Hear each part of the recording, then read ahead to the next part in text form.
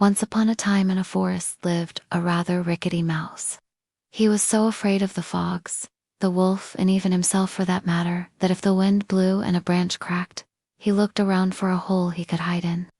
Because of this, all the little animals made fun of him. "Oh, how scared is he? You're even scared of the wind. You're so scared. You're so scared." One day the mouse got his act together and went over to see the king of the jungle. The lion. The lion had just finished having his lunch. He was taking a nap in front of the cave.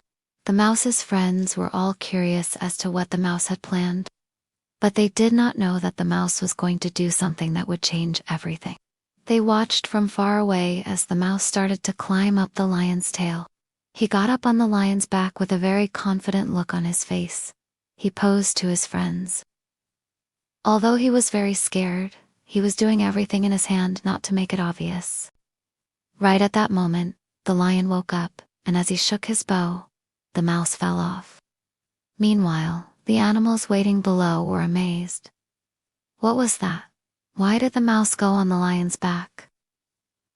What does he want? The mouse and the lion came eye to eye. All the other animals were worried. Oh no, the lion will swallow the match. What nerve, what courage. What are you doing on my back? The lion asked angrily.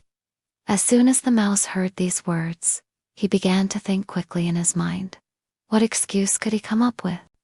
He thought for a moment and said, "Mr. Lion, you wouldn't eat a mouse who is related to you." "Right, related to you. How are we related?" The lion was confused and a little nervous when hearing the mouse's words. "Well, we're both mammals, aren't we? I mean, you're a carnivore and I'm a herbivore, but we both live in this forest. So we're kind of related, right?" Well, I guess you're right. I guess we are kind of related. Come to think of it, I've never seen a lion eat a mouse before. Well, I don't blame you. But you know, I'm scared of everything, including myself. I am the most scared mouse in the forest. I shake every time a leaf falls off of the tree. I am so tired of this. I want to get rid of this fear. Maybe you can help me. You're the king of the jungle. With just one big roar, the animals fear you. Would you consider taking me to your custody? The lion listened to the mouse in silence. The mouse was wondering what his reply was going to be. The lion thought about it for a moment. He needed someone who could help him out when he was sleeping. And he also needed someone who could warn him if the hunters were coming towards him. So he said, "I guess you can stay with me. But if I get angry, you better run away." "Thank you, it's my pleasure. You don't have to be afraid of me anymore.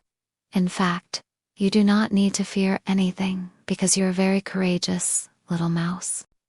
If I am the king of the jungle, from now on, you are my courageous brains." Lion and the mouse began to laugh. All the animals watching all that was happening from afar came out and applauded the courageous mouse. The lion and the mouse became best friends, and the forest lived in peace forever. Once upon a time there lived an old couple in an old small shack next to a forest. They were living a happy and peaceful life. Their only regret was not having a child of their own. One day when the old lady was making cookie dough in the kitchen, her husband came in.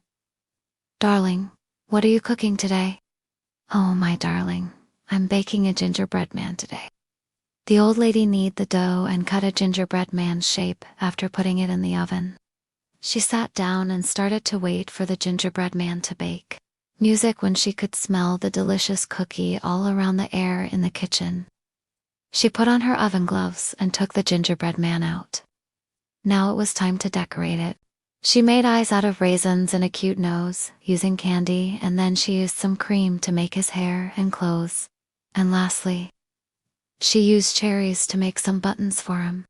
She had a look at her masterpiece and said, "My gingerbread man looks beautiful, but I feel like something is missing." The old lady looked at him again and music his mouth. "I forgot to make his mouth." She drew a mouth on the gingerbread man's face with the cream. "Oh yes, now you are complete." my gingerbread man." At that moment, something unexpected happened. "Thank you. But how can it be? You're talking gingerbread man." Suddenly stood up and started running. "Yeah, and I can also run." The gingerbread man jumped from the kitchen bench to the chair, then to the ground, and started running fast to the kitchen door to the garden. "Come back," the old lady yelled. The gingerbread man began to talk while he was running. "Yeah, run as fast as you can. The old lady and the cow are also trying to catch me. But nobody cares because I'm the gingerbread man." While they were running, the gingerbread man in front, the old lady cow with the pink behind him, a chicken noticed the gingerbread man. "Ah, what a nice cookie. I should cut and eat him." So the chicken tagged along. "Run as much as you want, gingerbread man. I'm gonna cut you. Yeah, run as fast as you can. An old lady and a cow are also trying to catch me. But nobody can because I'm the gingerbread man." The gingerbread man in front, the old lady cow, and the chicken.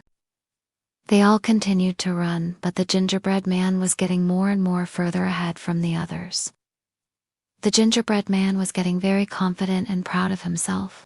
"I'm the brightest and the fastest gingerbread man in the world. Yes, that's me. Nobody can catch me because I'm the gingerbread man."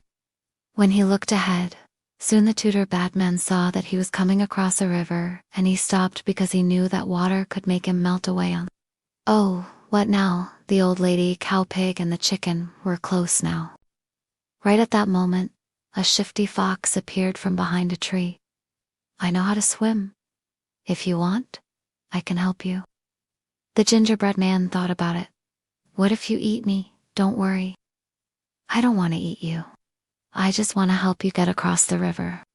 The gingerbread man trusted the shifty fox and jumped on his tail, holding on as tight as he could. The fox jumped in the river and began to swim. Meanwhile, the old lady, cow, pig, and the chicken came to the edge of the river and saw the gingerbread man crossing the river on the back of a fox helplessly. They watched them go, knowing they could not catch him anymore.